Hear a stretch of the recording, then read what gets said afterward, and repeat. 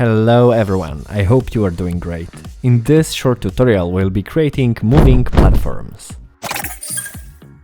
Theory time! To implement moving platforms we'll need only one simple concept. Game object parenting.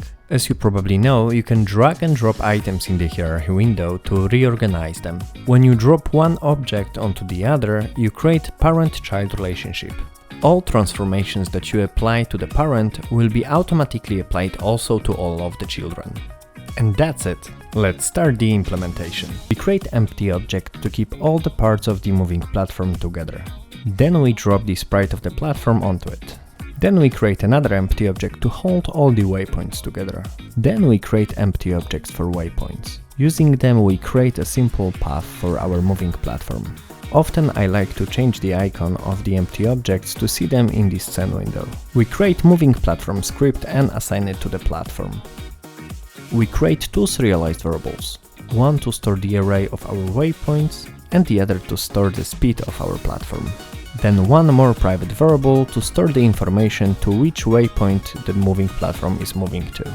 Oh, and one more to store its index in the waypoints array.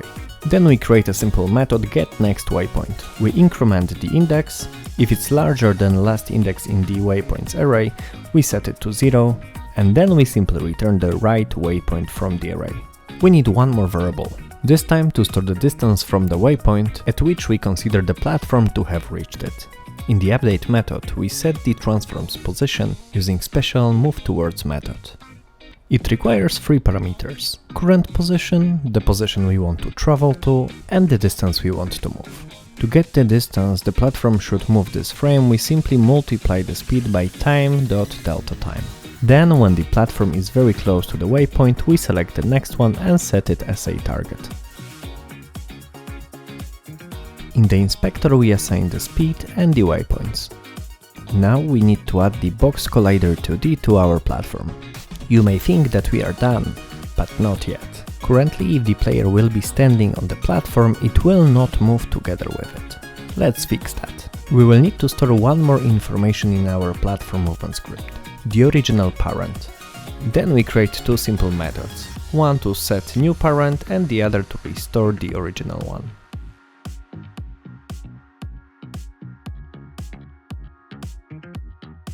Then in our moving platform script, we implement two methods, onCollisionEnter2D and onCollisionExit2D.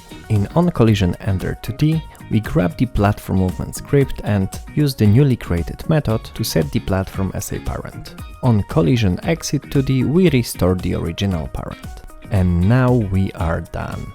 If you find this tutorial useful, please like this video and subscribe to my channel. Have a fantastic day, love you and bye bye.